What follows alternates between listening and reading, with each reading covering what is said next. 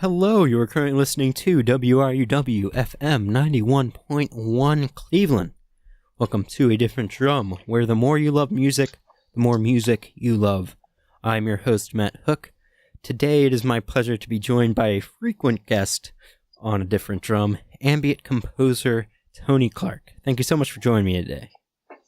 Thank you, Matt. I appreciate your time and the ability to be on your show today. Tony is joining me to celebrate yesterday's release of his latest album, Fables. Introduce you to his sound. Here is Open Planet.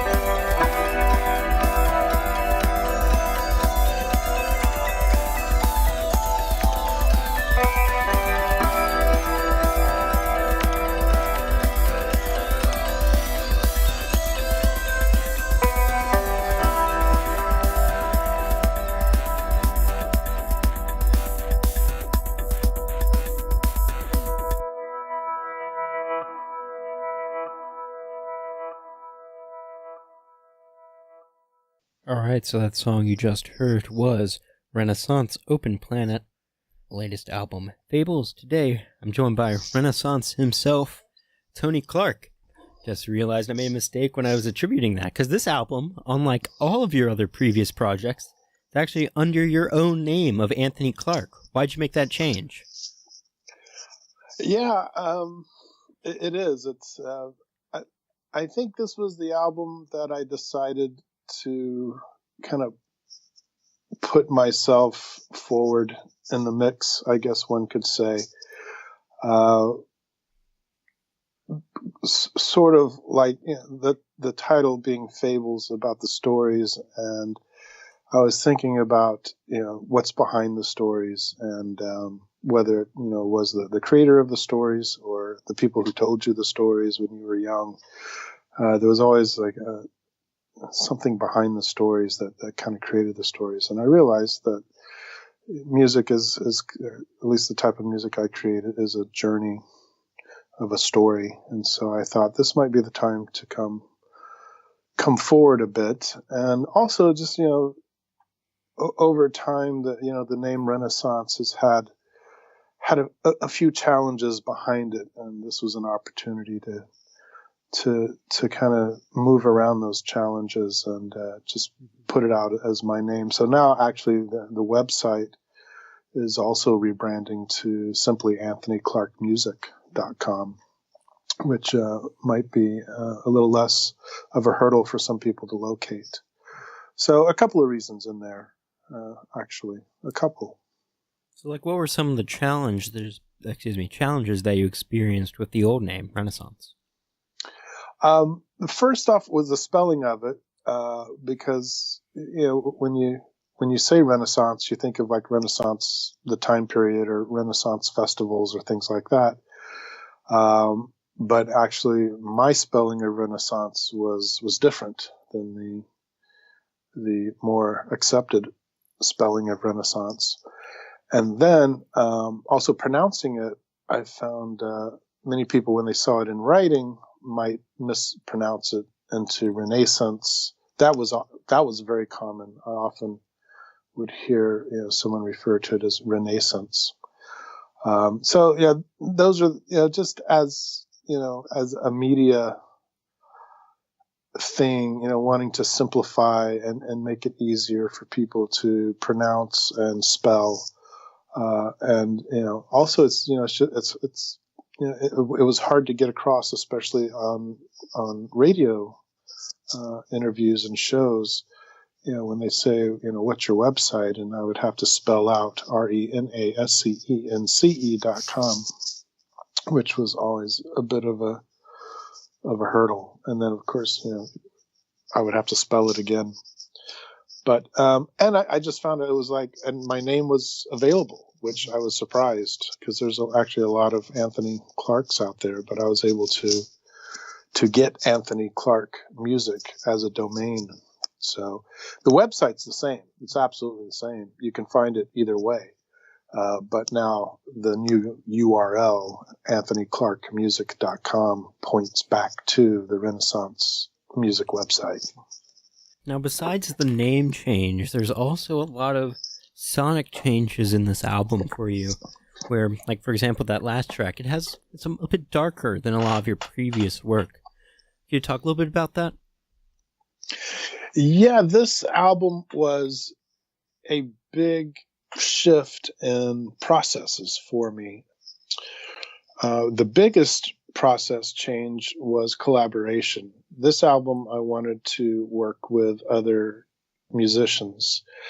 My first intention was to work with just a single musician. Charles Robinson is the pianist on 2 or 3 of the tracks.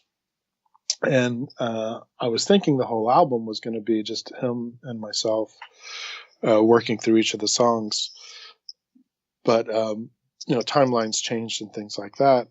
So I ended up also then running into a couple of vocalists, one called Seri, S-E-R-I, Seri. She did the vocals on Reimagine. And then Rose Fullerton did the vocals on Falling.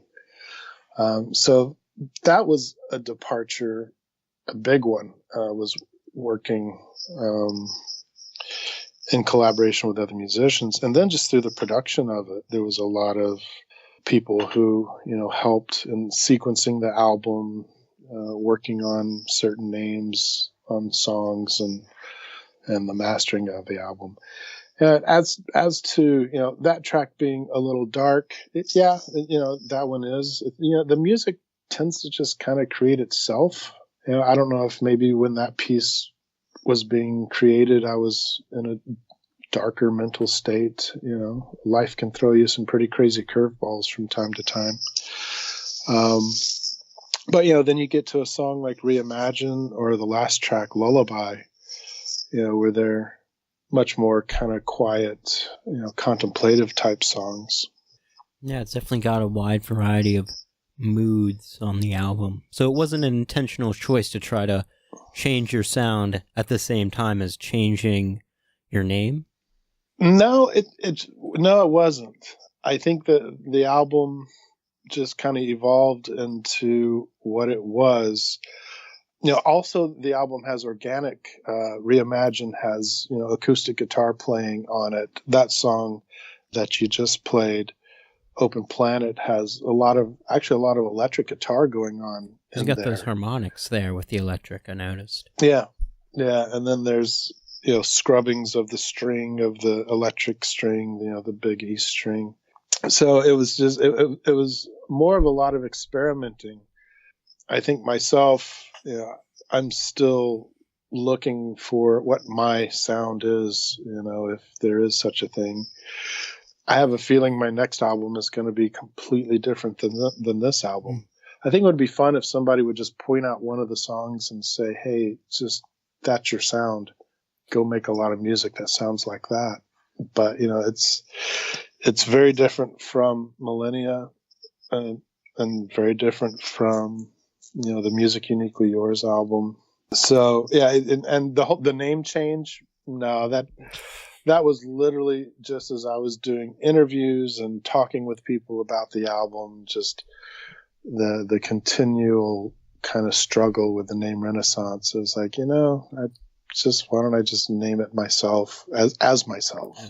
As cool as the name was, it's not worth the confusion. Yeah. The name is still kind of there. It's just, I think when I'm trying to put it out there, especially, to radio and online radio, to try to point people back to especially a website, I think I'll just use anthonyclarkmusic.com. It seems to be easier for most people to get to. So, I don't know. I think there still will be some kind of association. Maybe the albums will be under the name of Renaissance, but produced by Anthony Clark. I think that's what I did with the artwork of this one. I wanted to go back to Charles Robinson, because I know you've done a lot of collaborations with him. How'd you guys first get in touch? All of these artists that worked on this album came through social media, believe it or not, through Twitter. Through my Twitter account, I would, get messages from artists saying, "Hey, like this, I like this track. I'd like to work with you on an album or on a track." And it was just perfect timing, because this was the album that I wanted to collaborate with other people. Just to experience that, because it's so different than just sitting in my studio and writing my, music by myself. This was a constant kind of back and forth, and sculpting and, feedback going, in two directions. And then, finally you finish, I would finish the track, and then it's got to get approved. Like, that was like really strange for me. It was like to send it back to Charles and say, "Hey, do you like this? Can we do this? Can we release this now?" So yeah, it was all through social media, which is interesting because I have not been on social media a lot this last year because I was so busy creating. But in the beginning of the process of this album, that's how I found Sari and Rose Fullerton and Charles Robinson. That's perfect timing, how people just messaged you right when you were looking to do something new. So in these collaborations, would you send them an initial, like, here's this kind of structure I have, play over it for, Charles's piano solo on Deep Air and Sacred Dreams, like, or would they send you something and ask you to make a backing for it? I would create all the, the bed tracks or basic tracks, and then send it to the artists, and then they would sing or they would perform over it and send it back to me. And then I would just edit it to death because it was by no means the finished song. It was just, for Reimagine, it was literally, here's 6 chords. and I'm just going to play them over and over again, and you just sing something to them. And then I took all those vocals, flushed out the entire piece, and then edited the vocals over it. The same with Charles Robinson's piano. I didn't do a lot of editing on his as much as just leaving his intact and then writing more structure under it. So, it was sending them the stripped down versions, and they would perform over it, and then I would build it up from there. I mean, and imagine just just some basic chords, and you hum along or sing along to it. That's how all of the collaborations started, and then I built them up into the final pieces that are on the album. Like adding harmonies, different rhythmic stuff to the vocals that you thought would accompany it well. Yeah, that was all me creating the harmonies, and I didn't send tracks back to them. Yeah, I didn't want to take a lot of time from them. I know how busy artists are. So I used, fancy studio tricks to build harmonies and do weird effects and things like that to their voices. Now, of course, with the piano playing, I didn't do anything with that. Did some minor editing, some stuff, as I changed the substructure of the song. There may have been like a piano riff that Charles would play that I just would take out. But for the vocal tracks, there was a lot of very subtle studio trickery going on. And also with the vocal tracks, I believe these are your first tracks with actual lyrics.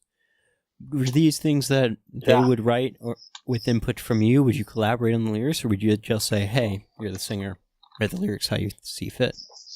Yeah, no, they wrote the lyrics. I had nothing to do with the lyrics other than rearranging where they might fall, especially on Reimagine.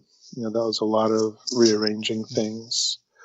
I think on Falling, I didn't do much. I didn't move the lyrics around much at all. Rose just sang what she felt worked. I think she may have had like a piece of poetry or something that she was working with. So yeah, when it came to the lyrics, I didn't touch it, which was an unusual release for me, to let go of that type of control, because I come from years of songwriting, of writing lyrics to music. So yeah, I think I consciously just left it alone. I wanted it to be their stamp on the music, and other than just making it fit editorially to the music, I didn't play around with words at all. Was that difficult for you to let go of that artistic control after working as a solo artist for so long? Yeah, I mean, it was. I don't know if the word is difficult. It was just more intense, more work intensive.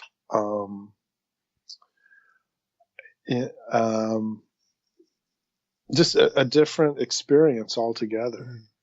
Even to Alex Winters sequencing the songs for me, like putting them in a specific order. Just being able to step away, which I think it was easier towards the end because I had stepped away from the control lever, so to speak, with Charles and Siri and Rose working on it. That when it got to the sequencing and the mastering, it was a little easier just to hand it over and say, whatever you come back with, I'm okay with, and go from there. And I want to play another one of your tracks, but before, this one's going to be the one reimagined.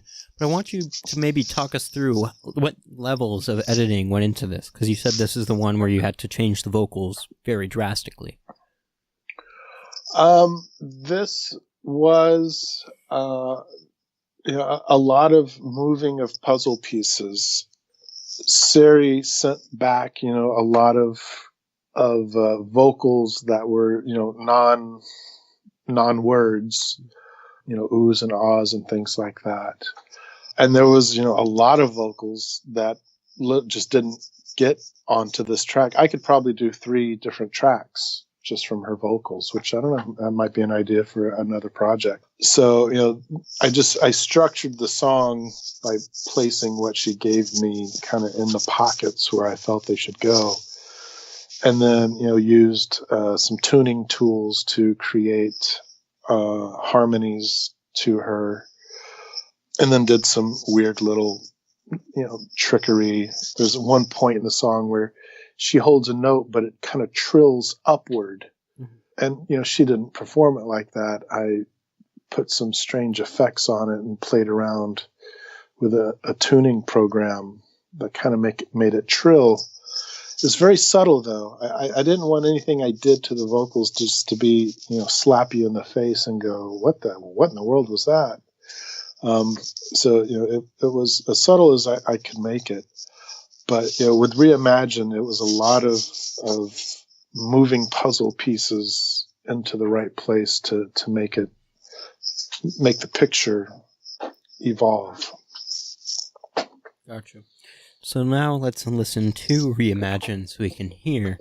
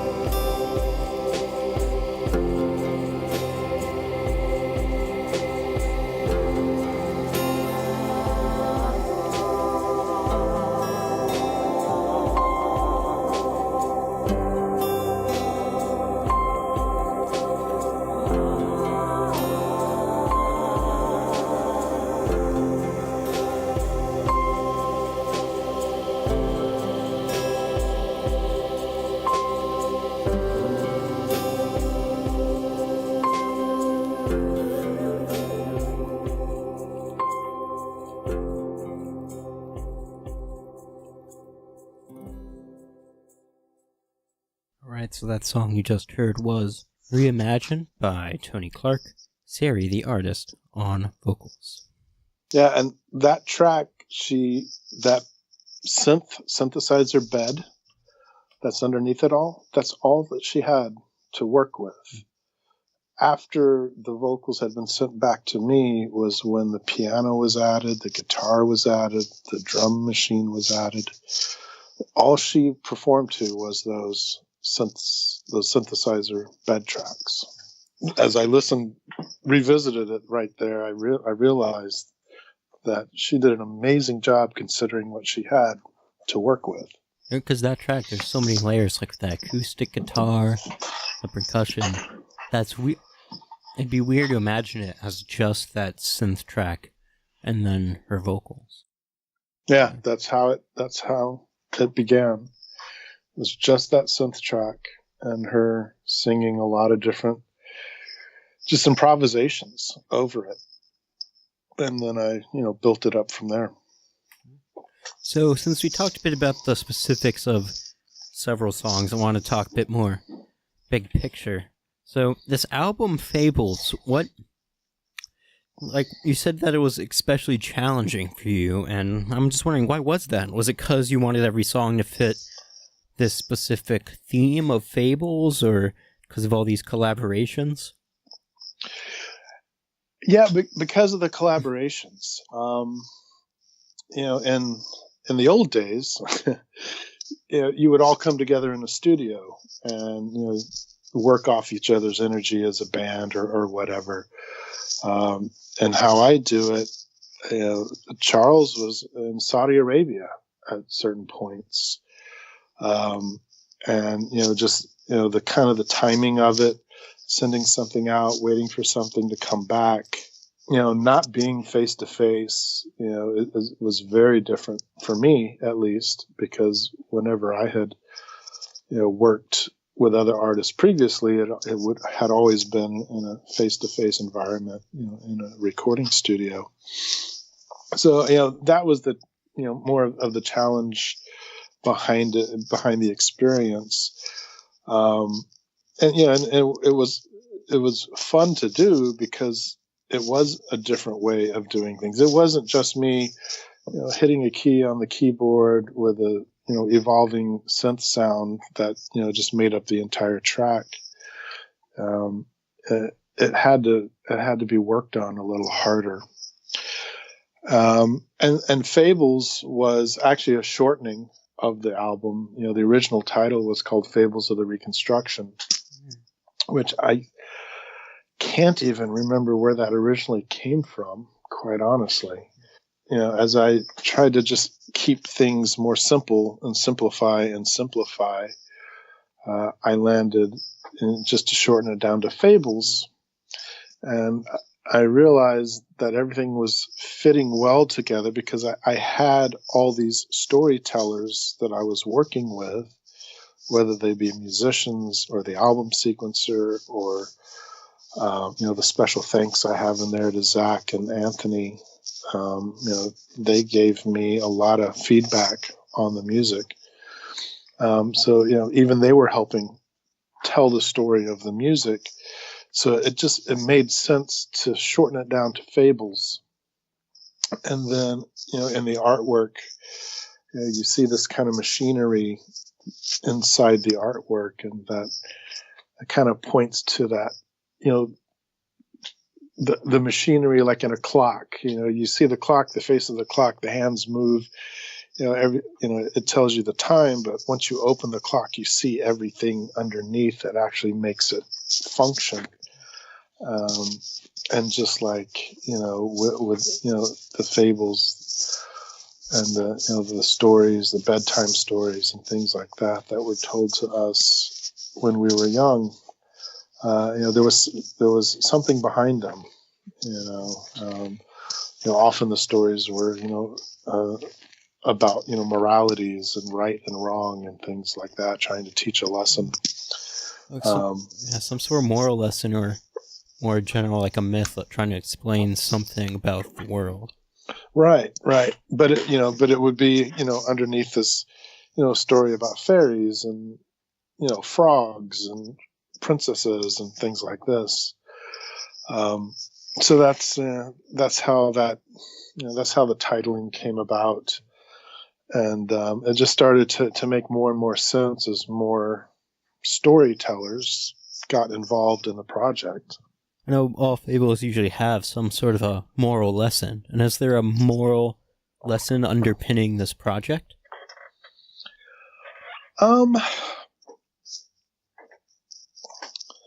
I don't think anything that is just like absolutely, blatant, as much as just, the telling the story of the story, that music is,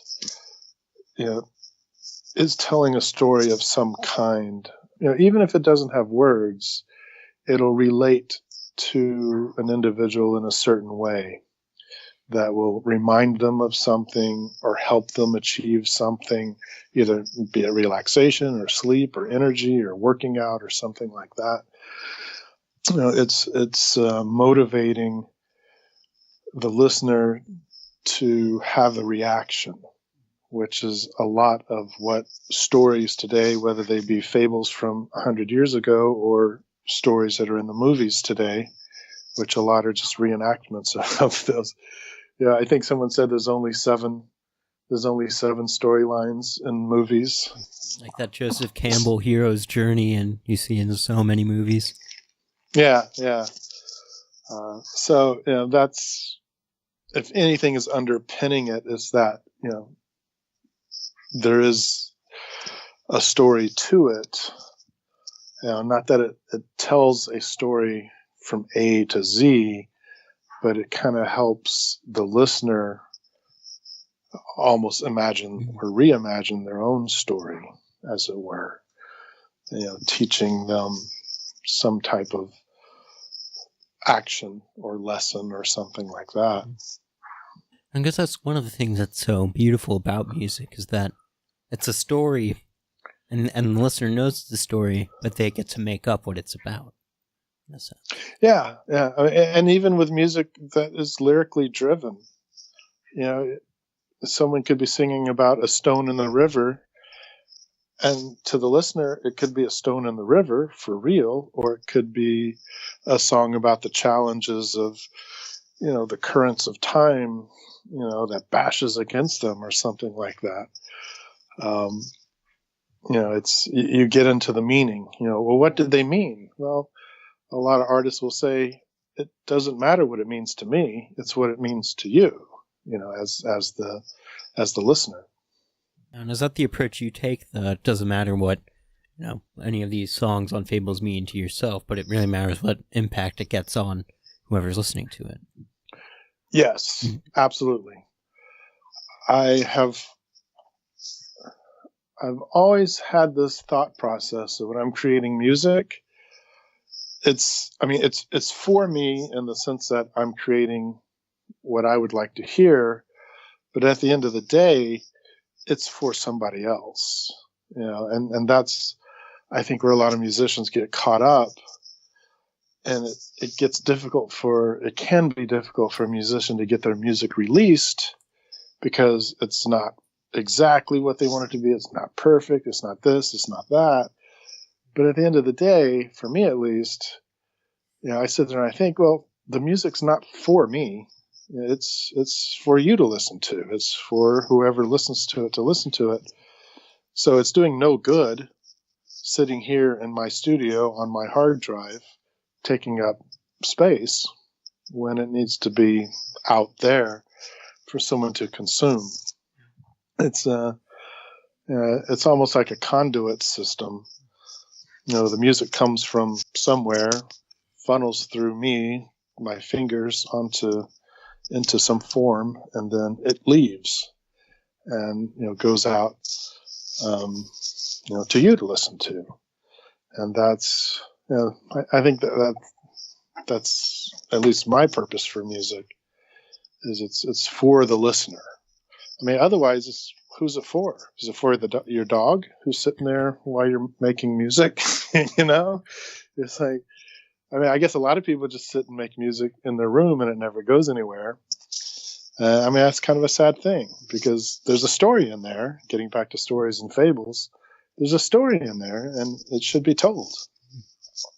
And I also like what you said about like the whole idea of being perfect, and how when you think of it more of a listener intensive point of view, it's like, okay, at a certain point, like, it's better that it's out there, and maybe it's sense that you think it's slightly flawed, but instead of just not being out there at all.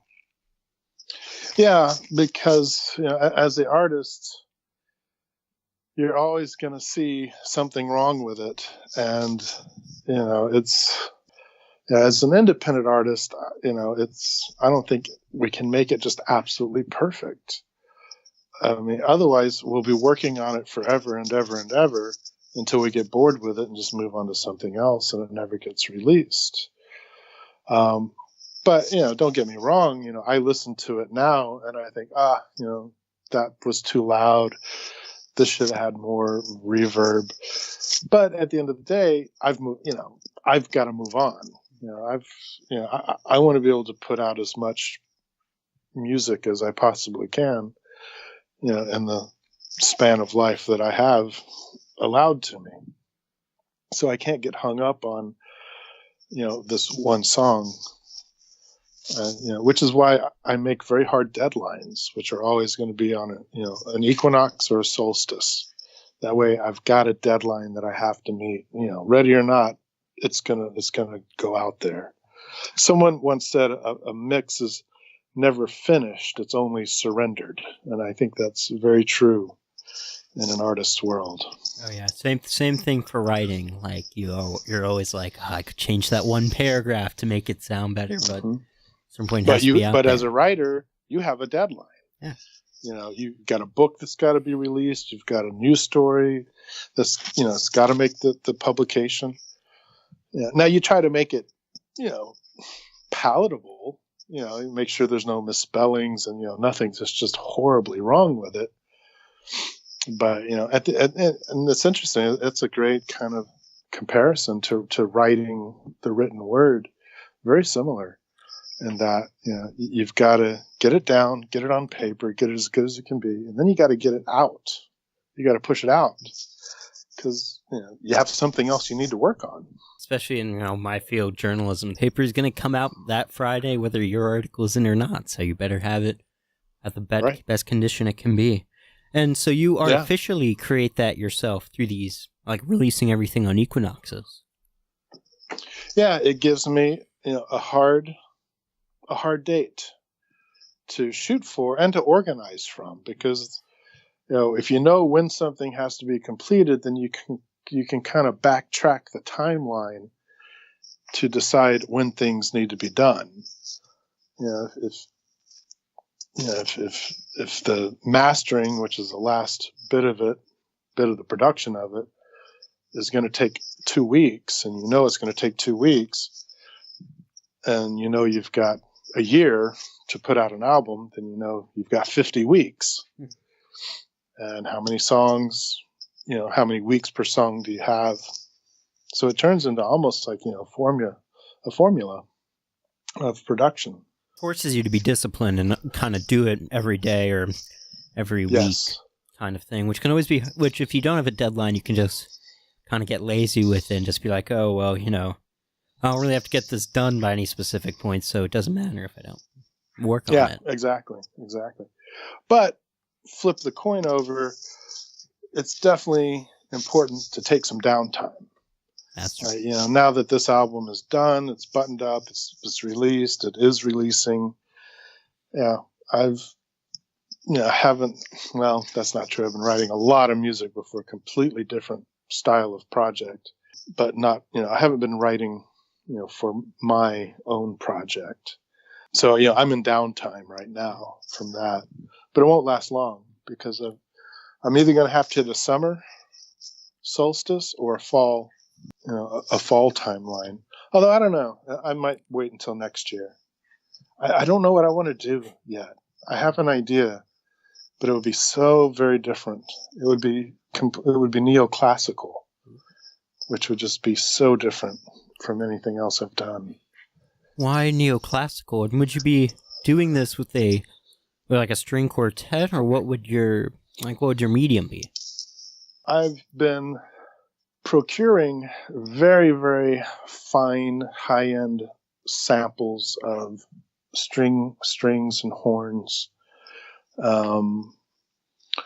from some very well-known sound stages. And so I'm writing a lot of kind of neoclassical, and that there's orchestra elements to it, but then there's synthesizers going on and modern drum machine type stuff that's happening underneath. But it's very cinematic. It's very movie trailer style stuff. But yeah, the instruments are coming from very high end samplings and recordings, where now it's more of I have to think like a string player and play like a strings player, if that makes sense. Trying to make the instruments sound like organic and how they're performed, because I've got a perfectly sounding violin section now, but I have to do a lot of little movements under the hood that makes it sound human, is the word, to make it sound human. And that's been something I've been doing, this year, January, February, March. I've been doing some work like that. And it's another kind of departure, but it's more for what's called sync music for film and television and things like that. I've often been told over the years, gosh, your music has a lot of visualness to it, or wow, you could really hear this in a movie, or this would be, this would sound, this would work on a television commercial. So I thought, well, if I'm getting that kind of feedback, let me look at it or pursue it a little more seriously. So that's been a bit of what I've been doing this year in 2019, which I think will translate to my 2020 album. Would you ever be interested? I'm curious, because this album, it has a lot of organic influences, has a lot of collaborations. Would you ever think of doing an album that is entirely organic instruments, with maybe or mostly organic instruments, with only a synth or two thrown in there? I would probably have to write it, on, keyboards, things like that for people to perform. I would love to do that. It's just, I'm limited by a 12 by 12 room, which, I call my production studio. To cram another person in here would be kind of tricky, but, it would be kind of cool to do, to get rent a really fine microphone and put it on a cello player. Although I wonder what my neighbors would think. Have somebody scratching on a cello in the middle of the day. Yeah, it's the only problem with trying to go fully organic, right? You have neighbors.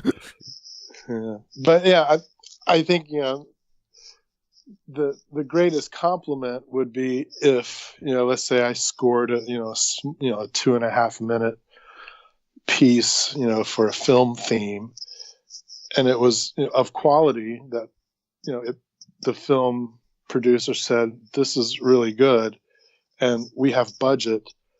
Let's go down to the university, print this out, in sheet music, and let's get this recorded properly, with true strings and, true, which, I mean, kind of at the end of the day, that's what I've got my hands on now. I've got the string sections of the London Contemporary Orchestra, which are fabulous, just fabulous sounding.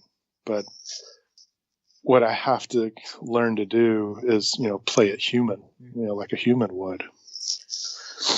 But yeah, no, to answer the question, to work all organic, I think that would be wonderful.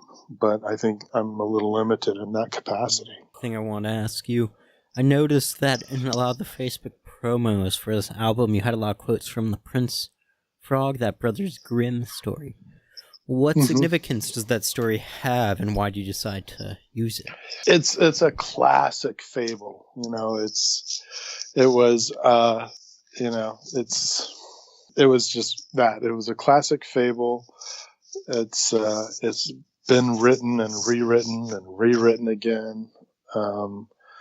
And so I used little snippets of it as just kind of get the promotion machine moving. I may, go back to it or go to another classic story just to snip out some of the bits from it, to use just, purely as promotional.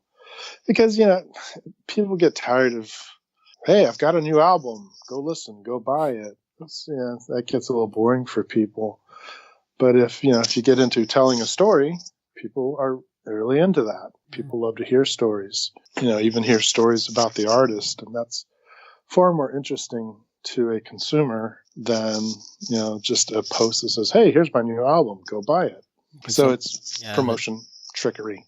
A little slight trick to add something, because that also adds a lot of mystery to the album. Because you're like, hey, why is he putting these quotes in this Facebook post about this album? Yeah, I'm glad it had that effect. Maybe I should definitely revisit that then. I'll put out a few more posts with some old Mother Hubbard went to the cupboard or something like that, or some of the the little Little Red Riding Hood or something. Just Little Red Riding Hood. I mean, that's a scary little story right there. Yeah. It's weird now that I think about it. That's such a fable you always hear when you're 5, and then when you're up, you're like, wait a minute, that's about wolf killing someone and then dressing up in their clothes. Yeah, it is a bit scary morbid. Stuff. Yeah, it's a bit morbid to tell a 5-year-old that, hey, if you ever get lost in the woods. Well, I guess you better have breadcrumbs or something. But I guess it's part of the I guess that's part of the purpose of those fables was like, hey, kid, don't do something wrong or else this horrifying thing is going to happen. Yeah. I think that, that was their intention. They were to teach a lesson, to warn, I mean, not only kids, but, these stories were probably told, in the taverns of the day, to, warn about, the woods outside the little town, and there was scary stuff out there that you had to watch out for. All right, well, it's been great talking to you as always. Anything else you'd like to say to our listeners before you sign off? Just the usual plug-ola. It's iTunes. You can find it on iTunes website, anthonyclarkmusic.com. Although it's not quite there yet, but it's on all the other usual outlets. And, really just a huge thank you, first off to you, Matt, for being a supporter of the music. And, thanks to everyone who worked on the album, Alex and Zach, and, especially the mastering engineer, Liam Schmidt. He's mastered every album so far. If I ever become hugely famous, he's going to go with me, that kind of thing. I just thank everyone, for their support and listening to the music, and I hope they enjoy the album. All right, great. Guess I'll hear from you again next Equinox. Yes, absolutely.